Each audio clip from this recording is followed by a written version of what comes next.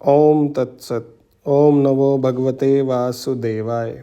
प्रथम स्कंद छठा अध्याय। नारद जी के पूर्व चरित्र का शेष भाग। श्री सूत जी कहते हैं, शौनक जी, देवर्षि नारद के जन्म और साधन की बात सुनकर सत्यवती नंदन भगवान व्यास जी ने उनसे फिर यह प्रश्न किया। श्री व्यास जी ने पूछा, नारद जी, जब आपको ज्ञानोपदेश करने वाले महात्मागण चले गए तब आपने क्या किया? उस समय तो आपकी अवस्था बहुत छोटी थी। स्वयंभुव आपकी शेष आयु किस प्रकार व्यतीत हुई और मृत्यु के समय आपने किस विधि से अपने शरीर का परित्याग किया? देवर्षि, काल तो सभी वस्तुओं को नष्ट कर देता है, उसने आपकी इस पूर्व कल्प की स्मृति का कैसे नाश किया? श्री नारद जी ने कहा, मुझे ज्ञानोपदेश करने वाले महात्मागण जब चले गए तब मैंने इस प्रकार अपना जीवन व्यतीत किया।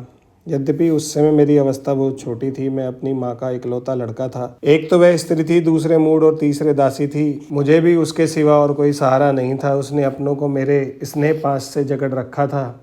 वह मेरे योगक्षेम की चिंता तो बहुत करती थी, परंतु पराधीन होने के कारण कुछ कर नहीं पाती थी। जैसे कठपुतली नाचने वालों की इच्छा के अनुसार ही नाचती है, वैसे ही यह सारा संसार ईश्वर के अधीन है। मैं भी अपनी माँ के स्नेह बंधन में बंधकर उस ब्राह्मण बस्ती में ही रहा। मेरी अवस्था केवल 5 वर्ष की थी। मुझे दिशा, देश और काल के संबंध में कुछ भी ज्ञान नहीं था। एक दिन की बात है, मेरी माँ गोद धोने के लिए रात के समय घर से बाहर निकली। रास्ते में उसके पैर से सांप छू गया। उसने उस बेचारी को डस लिया। उस सांप का क्या दोष, काल की ऐसी ही प्रेरणा थी। मैंने समझा, भक्तों का मंगल चाहने वाले भगवान का यह भी एक अनुग्रह ही है। इसके बाद मैं उत्तर दिशा की ओर चल पड़ा। उस और मार्ग में मुझे अनेकों धन धान्य से संपन्न देश, नगर, गांव, अइरों की चलती फिरती बस्तियां, खाने, खेड़े, नदी और पर्वतों के तटवर्ती पड़ाव, वाटिकाएं, वन उपवन और रंग बिरंगी धातुओं से युक्त विचित्र पर्वत दिखाई पड़े। कहीं कहीं जंगली वृक्ष थे जिनकी बड़ी बड़ी शाखाएं हाथियों ने तोड़ डाली थी। शीतल जल से भरे हुए जलाशय थे जिनमें देवताओं के काम में आने वाले कमल थे। उन पर पक्षी तरह तरह की बोली बोल रहे थे और भौरे मंडरा रहे थे। यह सब देखता हुआ मैं आगे बढ़ा। मैं अकेला ही था। इतना लंबा मार्ग तय करने पर मैंने एक घोर गहन जंगल देखा। उसमें नरकट, बांस, सेठा, कुश, कीचक आदि खड़े थे। उसकी लंबाई चौड़ाई भी बहुत थी और वह सांप, उल्लू, सियार आदि भयंकर जीवों का घर हो रहा था। देखने में बड़ा भयावना लगता था। चलते चलते मेरा शरीर और इंद्रियां शिथिल हो गई। मुझे बड़े जोर की प्यास लगी। भूखा तो था ही। वहां एक नदी मिली। उसके कुंड में मैंने स्नान किया, जलपान और आचमन किया। इससे मेरी थकावट मिट गई। उस विजन वन में एक पीपल के नीचे आसन लगाकर मैं बैठ गया। उन महात्माओं से जैसे मैंने सुना था, हृदय में रहने वाले परमात्मा के उसी स्वरूप का मैं मन ही मन ध्यान करने लगा। भक्ति भाव से वशीकृत चित्त द्वारा भगवान के चरण कमलों का ध्यान करते ही भगवत प्राप्ति की उत्कट लालसा से मेरे नेत्रों में आंसू छल छलाए और हृदय में धीरे धीरे भगवान प्रकट हो गए। व्यास जी, उस समय प्रेम भाव के अत्यंत उद्रेक से मेरा रोम रोम प्रफुल्लित हो उठा। हृदय अत्यंत शांत और शीतल हो गया। उस आनंद की बाढ़ में मैं ऐसा डूब गया कि मुझे अपना और देह वस्तु का तनिक भी भान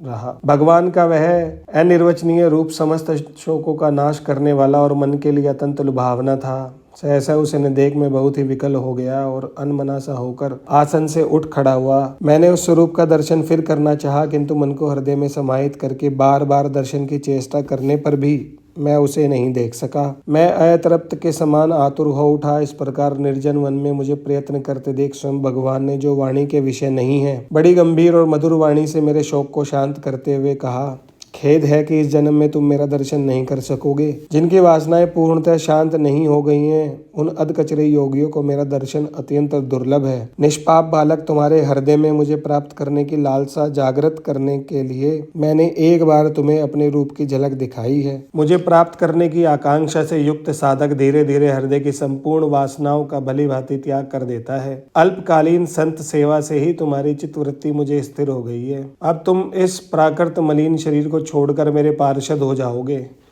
मुझे प्राप्त करने का यह तुम्हारा दृढ़ निश्चय कभी किसी प्रकार नहीं टूटेगा। समस्त सृष्टि का प्रलय हो जाने पर भी मेरी कृपा से तुम्हें मेरी स्मृति बनी रहेगी। आकाश के समान अव्यक्त सर्वशक्तिमान महान परमात्मा इतना कहकर चुप हो रहे। उनकी इस कृपा का अनुभव करके मैंने उन श्रेष्ठों से भी श्रेष्ठतर भगवान को सिर झुकाकर प्रणाम किया। तभी से मैं लज्जा संकोच छोड़कर भगवान के अत्यंत रहस्यमय और मंगलमय मधुर नामों और लीलाओं का कीर्तन और स्मरण करने लगा। स्प्रा और मद मत्सर मेरे हृदय से पहले ही निर्वृत्त हो चुके थे। अब मैं आनंद से काल की प्रतीक्षा करता हुआ पृथ्वी पर विचरने लगा। व्यास जी, इस प्रकार भगवान की कृपा से मेरा हृदय शुद्ध हो गया, आसक्ति मिट गई और मैं श्री कृष्ण परायण हो गया। कुछ समय बाद जैसे एकाएक बिजली कौंध जाती है, वैसे ही अपने समय पर मेरी मृत्यु आ गई। मुझे शुद्ध भगवत पार्षद शरीर प्राप्त होने का अवसर आने पर प्रारब्ध कर्म समाप्त हो जाने के कारण 5 भौतिक शरीर नष्ट हो गया।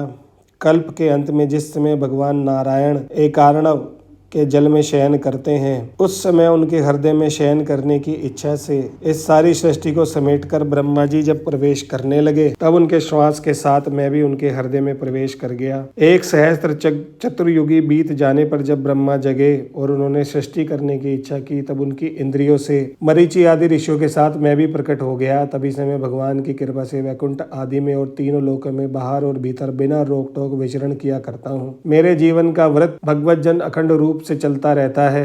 भगवान की दी हुई इस स्वर ब्रह्म से विभूषित वीणा पर तान छेड़कर मैं उनकी लीलाओं का गान करता हुआ सारे संसार में विचरता हूँ। जब मैं उनकी लीलाओं का गान करने लगता हूँ, तब वे प्रभु जिनके चरण कमल समस्त तीर्थों के उद्गम स्थान है और जिनका यशोगान मुझे बहुत ही प्रिय लगता है, बुलाए हुए की भांति तुरंत मेरे हृदय में आकर दर्शन देते हैं। जिन लोगों का चित्त निरंतर विषय भोगों की कामना से आतुर हो रहा है, उनके लिए भगवान की लीलाओं का कीर्तन संसार सागर से पार जाने का जहाज है। यह मेरा अपना अनुभव है। काम और लोभ की चोट से बार बार घायल हुआ हृदय श्री कृष्ण सेवा से जैसी प्रत्यक्ष शांति का अनुभव करता है, यम नियम आदि योग मार्गों से वैसी शांति नहीं मिल सकती। व्यास जी, आप निष्पाप हैं। आपने मुझसे जो कुछ पूछा था वह सब अपने जन्म और साधन का रहस्य तथा आपकी आत्म तुष्टि का उपाय मैंने बतला दिया। श्री सूत जी कहते हैं, शौनकादि ऋषियों, देवर्षि नारद ने व्यास जी से इस प्रकार कहकर जानू की अनुमति ली और वीणा बजाते हुए स्वच्छंद विचरण करने के लिए में चल पड़े। आहा, ये देवर्षि नारद धन्य हैं, क्योंकि ये शांग पाणी भगवान की कीर्ति को अपनी वीणा पर गा गाकर स्वयं तो आनंद मगन होते ही हैं, साथ साथ इस त्रितापत जगत को भी आनंदित करते रहते हैं। बोलिए श्री कृष्ण भगवान की जय।